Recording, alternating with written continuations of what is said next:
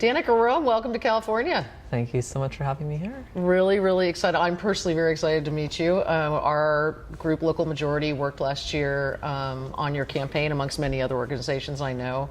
But we all cheered you on, and we're excited to see your success and your victory.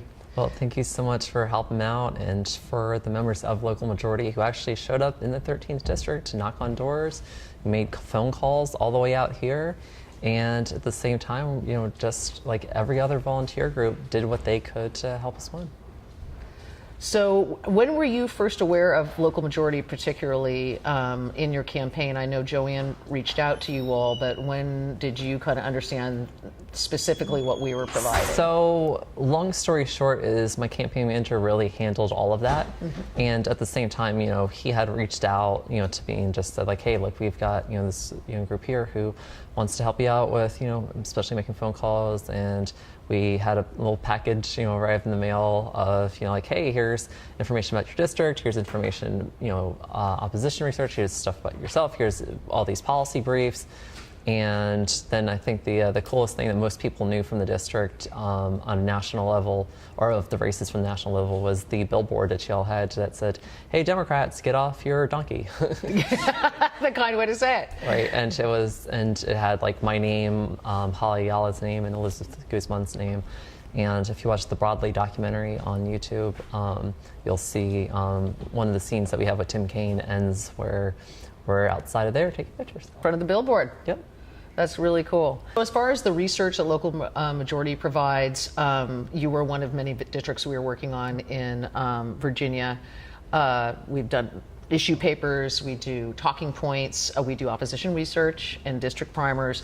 Did you see how that might have worked in your race with your volunteers or for you personally? Sure. So that's the sort of thing where if you're a first-time candidate who's new to politics, or if you are a volunteer for a campaign and you're just trying to learn the district before you go out to knock doors, so this way you can anticipate what questions you might be getting at the doors, how to respond to them, and you just want to be able to, you know, inform yourself about the candidate who you're, you know, who you're running or who you're supporting, as well as, you know, hey, here are probably some of the top issues that the people in that district really care about. That's a great primer to have.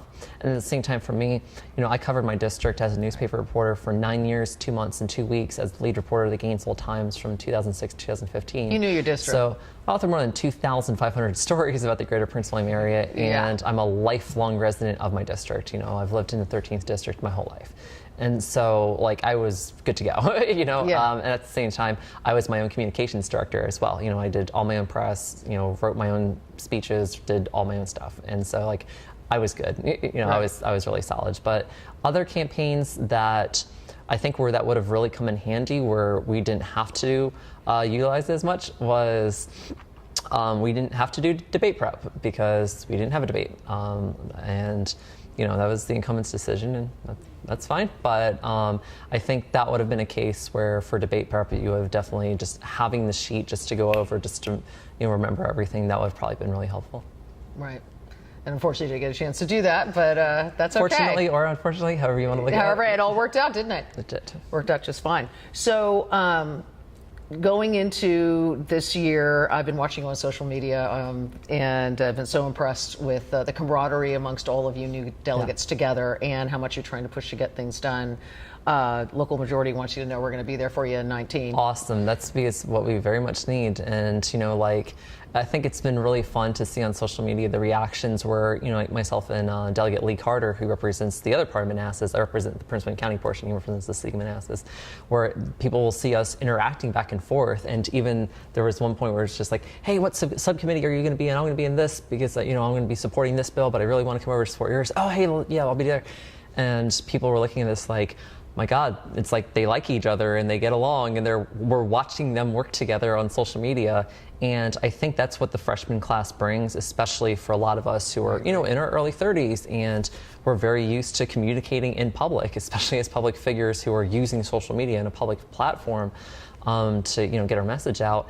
And I think what we've now seen here is a whole new level of transparency, and especially the fact that we have recorded votes in the House of Delegates and subcommittees now, and the majority leader even said, given the election results, given what happened, given the new class of people who were there, that's what really pushed that rule change. And I think you just have a lot more people who are very willing to engage in transparent and open government. Right, and posting pictures of votes on Yep. Facebook and Twitter. It's great. Yep. So what would it mean to you if a local majority, and I'm sure many other resistance groups, worked hard and tried to turn that House of Delegates over to you guys' power in 19? What's so important here for people across the country to really just know about this in 2019 is that whichever party wins in 2019, both in state Senate, where the Republicans have a 2-seat majority, and the House of Delegates, where the Republicans have a 2-seat majority, they control redistricting going into 2021. So if we want fair redistricting, if we want neutral, dispassionate, third-party observers, dealing with redistricting, if we want fair district lines as opposed to the horrible gerrymandering that we see, and both parties will do this, but in the Democratic caucus, we are much more people-centric, and at least in the House of Delegates, where we really see a strong movement for fair redistricting, and the governor supports fair redistricting as well.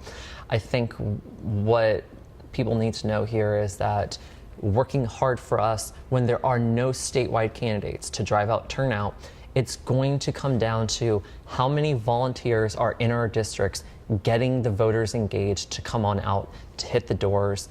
And in 2015, which was the last election year that looks like 2019, where you didn't have any statewide ballot, any statewide candidates, and you just had, purely local races, the person who ran before me, Don Shaw, who recruited me to run in the first place, the most volunteers he had at any given point was 15 for one day.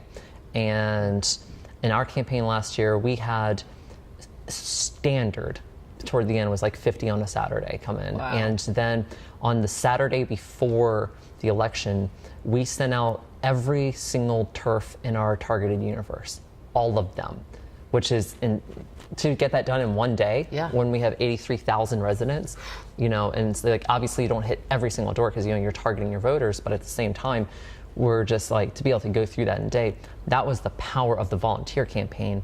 And what's incredibly important about grassroots politicking like that and a people-powered campaign is that it's one thing to knock on every door once.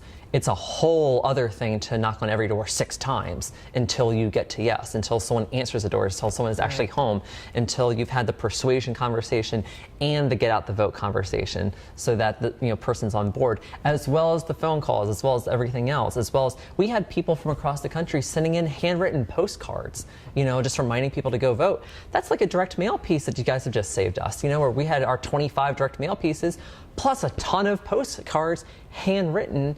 And I had people telling me wow, I got a handwritten postcard from people asking me to vote for you, whereas the other campaign's just sending out, standard mail. And it's just people love that human interaction, that human touch, because that means that you as a candidate have actually, positively influenced someone else, or you've inspired them and your message is resonating with other people to the point that they want to support you. I cannot stress enough how important it is for volunteers in 2019 to stay engaged. Everyone can do something to help a campaign. If you can donate money, please donate money. Every campaign needs, people who can donate money.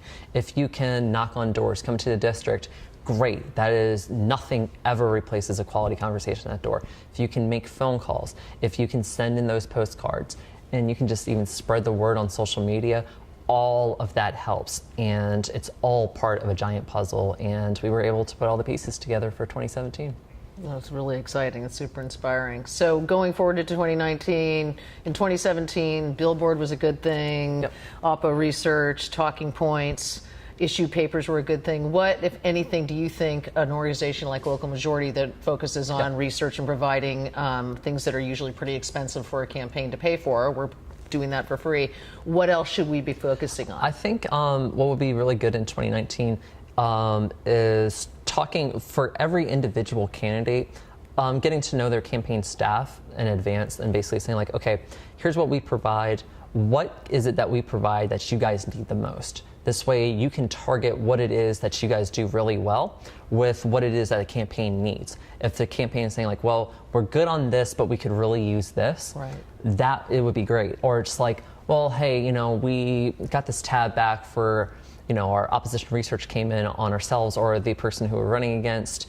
We think that there's some spots that are missing in here. Could you look into this for us? Or, hey, we've got a lot of policy stuff. Or like if you have a new candidate, especially, like my candidate is really good on X, but still needs primers on Y, Z, and you know, like my candidate knows this about the district, but my candidate is still getting used to environmental policy, is still getting used to understanding utilities or water infrastructure or education or higher ed, or there's so many stuff.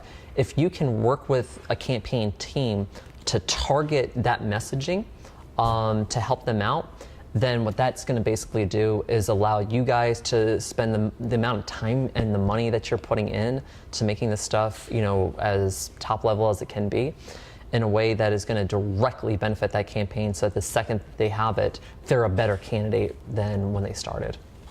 That's great input. We will definitely be listening to that.